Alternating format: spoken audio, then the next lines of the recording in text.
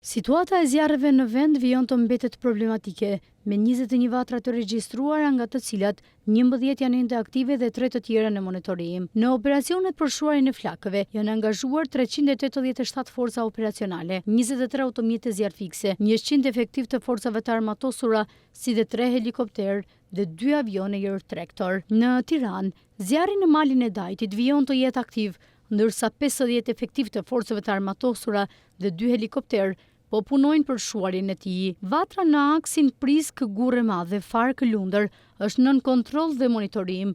Ndërhyrje po vijojnë edhe në Vukumon të Shëngjërgjit, ndërsa në të dyja zonat nuk raportohet rrezik për banesat. Në Dibër situata mbetet e vështirë në Gurlur, ku zjarri vijon në një perimetër të gjerë. Në operacione në angazhuar mbi 200 forca, përfshirë efektiv të forcave të armatosur, zjarrfikës, forca policore, bashkiake dhe vullnetar, ndërsa ndërhyrja mbështetet nga 2 avione jërtrektor. Korridoret e përhapura kanë frenuar përhapjen e flakëve drejt zonave të banuara. Në Qaf Helmes, zjarri është shuar nga krahu i Bulqizës, por vijon të jetë aktiv në drejtim të Selishtës.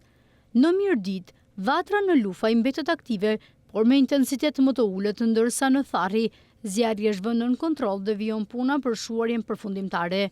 Në Mat, zjarri në Bruç po përhapet në disa zona shkëmbore në akse të vështira, por nuk raportohet rrezik për banesat, stanet dhe blegtorin. Ndërhyrja po vijon edhe në fushë laj të Pukës, ku zjarri ka përhapje dhe sipërfaqe, por pa intensitet të lartë. Në Kruj, vatra në Abazë mbetet aktive me intensitet të ulët, ndërsa në terren ndodhen zjarrfikës, forcat të policisë, vullnetar dhe në administratës së zonës së mbrojtur. Në Shkodër, zjarri në Rjoll ndodhet në terren të paarritshëm dhe po monitorohet me dron. Në Vlorë, vatra në Trevllazër është nën kontroll dhe po punohet për shuarjen e plot.